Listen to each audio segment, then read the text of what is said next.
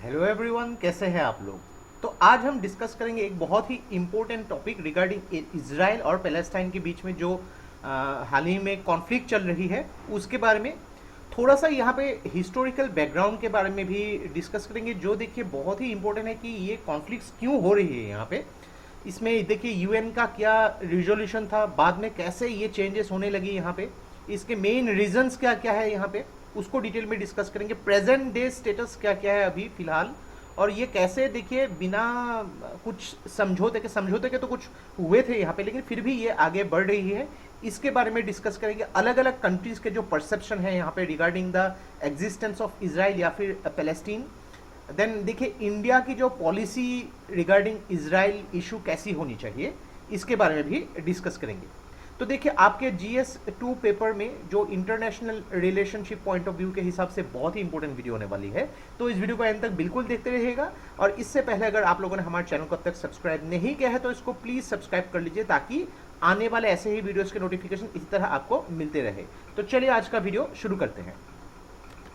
तो रिसेंटली जो militant group है जो गाजा स्ट्रिप को कंट्रोल कर रही है, हमास, तो काफ़ी जो है अटैक्स कर रही है on Israel through land, air and water. तो देखिए यहाँ पे ये जो डिस्प्यूट है रिगार्डिंग इसराइल एंड पैलेस्टीन, ये काफ़ी पुराना है, सेंचुरी से ज़्यादा पुराना है, 100 साल से ज़्यादा। और इसमें देखिए अलग अलग जो ग्लोबल और रीजनल पावर्स भी अपनी दखल अंदाजी करने की कोशिश करती है। बहुत ही कॉम्प्लिकेटेड टॉपिक है यहाँ पे। तो देखिए भारत ने भी ऑपरेशन अजय के थ्रू जो इसराइल में जितने भी भारतीय हैं उनको वहाँ से लाने के लिए एयर इंडिया के थ्रू कोशिश की है यहाँ पे, ताकि कुछ भी हानि ना पहुँचे भारतीय को। लगभग 200 से भी ज़्यादा भारतीय जो है इसराइल में मौजूद है यहाँ पे। तो इसराइल ने यहाँ पे देखिए काफ़ी सारे एग्रीमेंट की, यहाँ पे काफ़ी सारे पीस समझौते भी करने की कोशिश की अपने नेबरिंग कंट्रीज के साथ, जैसे कि यूएई हो गई, अब्राहम अकॉर्ड, ओस्लो अकॉर्ड यहाँ पे सऊदी अरेबिया के साथ। लेकिन फिर भी अभी भी इसराइल काफ़ी फेस कर रही है प्रॉब्लम्स। तो थोड़ा सा यहाँ पे मैप को डिस्कस कर लेते हैं। ये जो आप मैप देख सकते हैं, जो वेस्टर्न साइड में मेडिटेरेनियन सी है, तो ये जो व्हाइट कलर का एरिया आप देख रहे हैं, ये आप मान सकते हैं कि इसराइल है यहाँ पे। और मेनली देखिए इसराइल का जो कैपिटल आप देख सकते हैं कि तल अबीब जो है इसराइल का कैपिटल है मेनली। और ये जो आप लाइट ब्राउन कलर का एरिया देख रहे हैं, ये जो मेन हो गया वेस्ट बैंक, और ये जो गाजा स्ट्रिप, ये दोनों ही एरिया जो है एक्चुअली पैलेस्टाइन के अंदर है। लेकिन फिर भी देखिए ये वेस्ट बैंक को जो है थोड़ा सा कंट्रोल कर रही है जो जॉर्डन, जो ईस्ट ऑफ वेस्ट बैंक है। और जो गाजा स्ट्रिप के थोड़े से कंट्रोल जो है इजिप्ट के पास भी है यहाँ पे। गोलन हाइट्स, ये भी काफ़ी इंपॉर्टेंट एक न्यूज़ में आती रहती है टॉपिक। तो ये भी देखिए लेबानन के साथ, सीरिया के साथ कनेक्टेड है। तो काफ़ी सारे प्रॉब्लम्स यहाँ पे होती रहती है, और बहुत सारे कंट्रीज सपोज यूएसए या फिर ईरान के भी यहाँ पे इंटरवेंशन कभी कभी देखने को मिलते रहते हैं। तो थोड़ा सा अगर यहाँ पे जो इशू को अगर हम लोग ट्रेस करके देखेंगे, तो देखिए ब्रिटेन ने इसके कंट्रोल रखा था जो पहले पैलेस्टाइन हुआ करता था। तो उस टाइम में after the first world war, because the fall of Ottoman empire, तो मिडिल ईस्ट और ओटोमन एम्पायर जब हार गई थी, तो ब्रिटेन ने अपना कंट्रोल जो है उसमें जो है ले लिया था।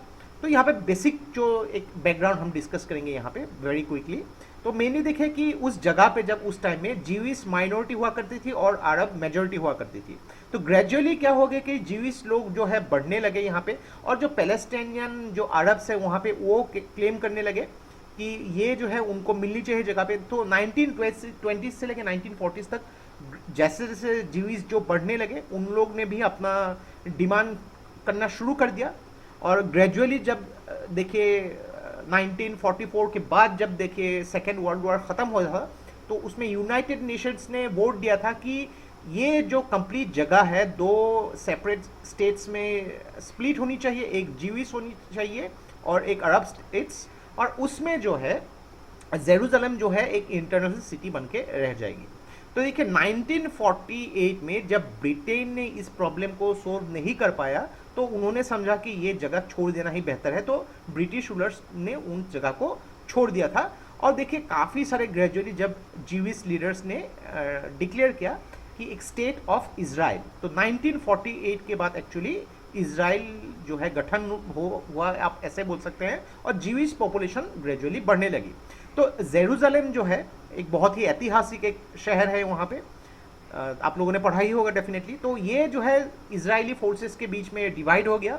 इन द वेस्ट जो है जॉर्डेनियन फोर्स जो है उसको जो वेस्टर्न जॉर्डेनियन फोर्स उसको कैरी करती है, उसको काफ़ी कंट्रोल करने लगी, और ईस्टर्न पार्ट में इजिप्ट के साथ भी इसके कंट्रोल होने लगी। तो लेकिन देखिए यहाँ पे काफ़ी सारे पीस एग्रीमेंट होने भी चाहिए थे लेकिन हुए नहीं। तो काफ़ी टाइम जो है पैलेस्टीनियन और इजराइल जो है अपनी आपस में यहाँ पे वार जैसी सिचुएशन होने लगी, और काफ़ी यहाँ पे डिस्प्यूट भी होने लगी, अपने आप को ब्लेम भी करने लगे। नेक्स्ट अगर बात करेंगे अगर प्रेजेंट डे मैप, तो इजराइल जो क्लेम करती है कि पूरा जेरूसलम जो है उनका ही कैपिटल है, लेकिन पैलेस्टीनियन जो है पैलेस्टीनियन कहते हैं कि ईस्ट जेरूसलम उनका कैपिटल है। चाहते हैं कि पैलेस्टीन जो है भविष्य में अगर एक स्टेट यानी कि एक कंट्री बनेगी तो जेरूसलम जो है ईस्ट जेरूसलम एटलीस्ट उनके कैपिटल बन जाए। एक चीज़ देखिए, यूनाइटेड नेशन जो है इजराइल को एक देश मानते हैं, तो इसके हिसाब से इंडिया भी उसको रिकॉग्नाइज करती है, लेकिन जो पैलेस्टीनियन है पैलेस्टाइन, तो उसको अभी भी देश नहीं माना गया है। तो कुछ कुछ देश जैसे कि यूएसए हो गया, काफ़ी सारे यूरोपियन कंट्रीज जो है पैलेस्टीनियन जो जेरूसलम है उसको ही इजराइल के कैपिटल बोला गया है। लेकिन देखिए पिछले 50 सालों में इजराइल ने काफ़ी सेटलमेंट बनाया है इस जगह में जेरूसलम में, और लगभग देखिए 6 लाख से भी ज़्यादा लोग जो है वहाँ पे फिलहाल रह रहे हैं। लेकिन देखिए काफ़ी सारे पैलेस्टीनियन रेफ्यूजी वो इजराइल में गाजा स्ट्रिप या फिर दुनिया के अलग अलग जगहों पे एज ए रेफ्यूजी स्टेटस रहने शुरू हो गए यहाँ पे। तो ये पैलेस्टीनियन जो है ये कह रहे हैं कि ये एक इलीगल काम जो है इजराइल कर रहे हैं अंडर द इंटरनेशनल लॉ। काफ़ी सारे पीस जो है ये ख़त्म कर रही है, लेकिन इजराइल कह रही है नहीं, उन लोग सही कर रहे हैं। तो अगर मैप के आप हिस्ट्री को देखेंगे तो ये ग्रीन पार्ट आप देख सकते हैं 1947 के टाइम में, जो ये वाइट एरिया आप देख रहे हैं ये जो है जीविश सेटलमेंट हुआ करती थी, और ये जो ग्रीन पार्ट जो है पूरा जो आप देख सकते हैं पैलेस्टीनियन अरब हुआ करती थी, बहुत ही माइनॉरिटीज़ में जीविश रहा करती थी। लेकिन यूएन के जब पार्टीशन के बाद जो क्या होने लगा कि जो लगभग 55% एरिया जो है ये इजराइल को मिलने लगी 55% तक। तो ये वाइट एरिया जो है इजराइल और ये ग्रीन एरिया जो है पैलेस्टीन, और ये जो जेरूसलम इसको एक इंटरनेशनल सिटी का नाम दिया गया, और इजराइल जो है इसमें राजी था। लेकिन उसके बाद जो हो गया 1949 से लेकर 1967 इजराइल की ये ऑक्यूपेशन जो है काफ़ी बढ़ने लगी, लगभग 78% तक ये बढ़ चुकी थी। तो आप देख सकते हैं ये जो वेस्ट स्ट्रिप और वेस्ट एंड और यहाँ पे और जो गाजा स्ट्रिप आप देख सकते हैं, यही जो दो एरिया पैलेस्टीन के पास रह गए। लेकिन आते आते अभी प्रेजेंट अगर देखा जाए यहाँ पे भी जो है ये वेस्ट पार्ट जो है इसमें बहुत ही माइनॉरिटी में चली गई है, और ये जो है गाजा स्ट्रिप आप देख सकते हैं। तो काफ़ी सारे लोग जो रह रहे थे, लगभग 7 लाख से भी ज़्यादा लोग जो है पैलेस्टीनियन में वो एज ए रेफ्यूजी रह रहे हैं अलग अलग जगहों पे। तो काफ़ी इम्पोर्टेंट ये एक मैटर है, तो थोड़ा सा हिस्टोरिकल बैकग्राउंड भी हम लोग को यहाँ पे जानना चाहिए। तो देखिए दुनिया के अलग अलग जो कंट्रीज़ की व्यू क्या है, तो बहुत सारे नॉन मुस्लिम कंट्रीज़ जो है इजराइल की लेजिटिमेसी को जो है रिकॉग्नाइज करती है, इजराइल के साथ डिप्लोमेटिक रिलेशन भी मेंटेन करती है, उनमें से भारत भी है। लेकिन काफ़ी सारे इजराइल के ट्रीटमेंट को भी क्रिटिसाइज किया जाता है कि इजराइल की जो ऑक्यूपेशन है वेस्ट बैंक, सॉरी मैं वेस्ट एंड बोल गया, वहाँ पर वेस्ट बैंक है यहाँ पे, तो इसके बारे में भी कहा जाता है काफ़ी। लेकिन देखिए बहुत सारे दुनिया के लोग बोलते हैं कि इजराइल जो है कंटिन्यू कर रही है काफ़ी unlawful military occupation in the West Bank. तो एक यहाँ पे मूवमेंट जिसको बोला गया है बॉयकॉट, डाइवेस्टमेंट और सैंक्शंस, तो जहाँ पे बोला गया है कि काफ़ी सारे जो है इंटरनेशनल एंगर का भी सामना करना पड़ा 2005 से, ताकि जो इंटरनेशनली जो है इजराइल को थोड़ा बॉयकॉट करना चाहिए कि जो उन लोग कर रहे हैं वो सही नहीं है। तो अगर देखा जाए यहाँ पे दो ब्रॉड सॉल्यूशंस के बारे में बात की जा रही है, यहाँ पे अलग अलग काफ़ी अकॉर्ड्स है, उसके बारे में हम डिस्कस नहीं करेंगे क्योंकि वो अगर डिस्कस करने लगे तो अलग एक वीडियो बनानी पड़ेगी यहाँ पे। अगर आप चाहेंगे तो डेफिनेटली मैं एक अलग वीडियो उसके ऊपर बना दूंगा। तो दो ब्रॉड सॉल्यूशंस बोला गया था कि 2 स्टेट सॉल्यूशंस, तो यहाँ पे 2 इजराइल और पैलेस्टीन 2 कंट्रीज होंगी, और ताकि ये कॉन्फ्लिक्ट को ख़त्म किया जा सके, और 1 स्टेट सॉल्यूशन की यहाँ पे एक बड़ा सा इजराइल के हिसाब से मर्ज कर दिया जाएगा, और वेस्ट बैंक और गाजा स्ट्रिप जो आपने मैप में देखा उसको एक इजराइल के मैप में मर्ज कर दिया जाएगा। इसमें 2 वर्जन आती है।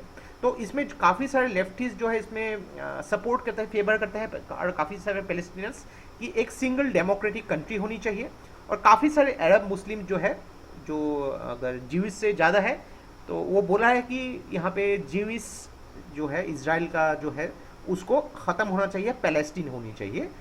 यानी कि देखिए एक अगर स्टेट होना चाहिए ये डिमांड किया जाता है, एक तो इज़राइल हो, दूसरा ये बोल रहे हैं कि ये पैलेस्टीन हो। तो यही जो कॉन्फ्लिक्ट जो है बढ़ के एक्चुअली एक वार जैसी सिचुएशन, कॉन्फ्लिक्ट जैसी सिचुएशन जो काफ़ी दशकों से होती आ रही है। अगर बात करेंगे भारत में, तो 1992 के बाद जो है भारत ने जो है ग्रेजुअली इजराइल के साथ डिप्लोमेटिक रिलेशन बनाना शुरू कर दिया। 1992 में ही तल अबीब ने, भारत ने अपने जो इंडियन एम्बेसी सेटअप किया था। देन वाजपेयी जी के टाइम में जो है काफ़ी सारे जो डिफेंस सप्लाई जो है इजराइल से लिया गया। अभी फिलहाल इजराइल भारत का 3rd लार्जेस्ट डिफेंस सप्लायर है। देन 2000 के बाद भी काफ़ी सारे टाई-अप्स करने लगे, agriculture, water, cyber security, technology. UPA के गवर्नमेंट के टाइम में भी काफ़ी सारे विजिट्स होने लगे यहाँ पे। और अगर बात करेंगे उसके बाद आते आते हुए जब बीजेपी गवर्नमेंट ने भी काफ़ी बात की यहाँ पे, अभी इजराइल और भारत बहुत अच्छे फ्रेंड्स हैं यहाँ पे। और अगर बात करेंगे 2015 में प्रणब मुखर्जी जी पहले भारतीय प्रेसिडेंट बने जिन्होंने इजराइल का दौरा भी किया था। देखिए यहाँ पे इजराइल और भारत के अभी ताल्लुकात बहुत अच्छे हैं। एक टाइम में जो है भारत इजराइल को रिकॉग्नाइज नहीं करती थी, लेकिन 1992 के बाद जो है रिलेशन ग्रेजुअली बढ़ने लगे और अभी दोनों ही बहुत अच्छे फ्रेंड्स हैं। लेकिन देखिए यहाँ पे इंडिया की फॉरेन पॉलिसी सिर्फ कैसे होने लगी, तो पहला यहाँ पे पॉइंट लिखा गया है रिगार्डिंग द डी हाइफिनेशन, कि इंडिया को डी हाइफिनेटेड रिलेशनशिप मेंटेन करना चाहिए, कि इंडिया जो है दोनों ही कंट्री को या दोनों ही जगह को कंट्री ना बोले, अगर पैलेस्टीन को सेपरेटली डील करनी चाहिए। और इंडिया जो है अपनी एक बैलेंसिंग एक्ट, यानी कि सिर्फ इजराइल को नहीं पैलेस्टीन को भी सपोर्ट करना चाहिए। और कभी कभी सिचुएशन के हिसाब से अगर ये डिमांड जो है सिचुएशन जैसे डिमांड करे उसके हिसाब से अपने पॉलिसीज को चेंज भी कर सकती है। दूसरी बात है कि इंडिया जो है अरब कंट्रीज के साथ ताल्लुकात बढ़ानी चाहिए। यहाँ पे भले ही देखिए काफ़ी सारे इंडिया के मामलों में जो है, अगर बात करेंगे गल्फ कोऑपरेशन काउंसिल, तो उस टाइम में पहले जो है इंडियन मुस्लिम को 1967 में जब ये स्थापित हुई थी, तो इंडिया को जो है इंडियन मुस्लिम्स को अलाउ नहीं किया गया था उस टाइम में। लेकिन फिर भी देखिए यहाँ पे काफ़ी सारे कश्मीर मुद्दे के ऊपर भी कभी भी बात नहीं की गई, लेकिन फिर भी इंडिया ने काफ़ी अच्छे ताल्लुकात जो है अरब कंट्रीज़ के साथ मेंटेन किया हुआ है। सऊदी अरेबिया हो गई, यूएई हो गई। लेकिन यहाँ पे देखिए सब काफ़ी सारे अरब स्टेट्स जो है वो भी इजराइल के साथ अपने ताल्लुकात अच्छे करने चाहते हैं। लेकिन देखिए यहाँ पे मेनली इंडिया को डिप्लोमेटिक स्टांस लेना ही इम्पोर्टेंट है। यहाँ पे बहुत ज़्यादा इन्वॉल्व नहीं होना चाहिए उनके इंटरनल मैटर्स पे। लेकिन एक चीज़, यहाँ पे वार लाइक सिचुएशन अगर होती रही उसका इम्पैक्ट ग्लोबली काफ़ी पड़ सकता है। जो ग्लोबल पीस अगर उसको मेंटेन करना हो तो यहाँ पे काफ़ी सारे एक यूएन को ही इंटरवेंशन करके, एक निगोशिएशंस करके यहाँ पे एक सॉल्यूशंस, लॉन्ग टर्म सॉल्यूशंस लानी पड़ेगी। तो ये था हम लोग का complete analysis regarding the Israel Palestine conflict. India के पॉलिसी के बारे में हम लोगों ने भी यहाँ पे डिस्कस किया। देखिए आपको ऐसे टॉपिक के ऊपर आने वाले टाइम में और भी न्यूज़ मिलते रहेंगे। इसके एनालिसिस बहुत इंपॉर्टेंट है कि इंडिया की स्टांस कैसी होनी चाहिए यहाँ पे, ये बहुत इंपॉर्टेंट है यहाँ पे। और मेनली देखिए कि थोड़ा सा जियोग्राफी और हिस्टोरिकल भी बैकग्राउंड इंपॉर्टेंट है। तो कोशिश किया हम लोगों ने यहाँ पे ताकि डिटेल में डिस्कस कर सके। आने वाले टाइम में और भी न्यूज़ अगर आएंगी तो उसको कवर करने की कोशिश करेंगे। तो आशा करते हैं वीडियो से आपको बहुत कुछ चीज़ें सीखने को मिला होगा। और ये वीडियो का आप लोग अच्छा लगे इसको प्लीज़ लाइक कीजिए, इसको सब्सक्राइब कीजिए और इसको शेयर कर दीजिए। तो आज के लिए बस इतना ही। देखते रहिए study rise, take care, thank you and Jai Hind.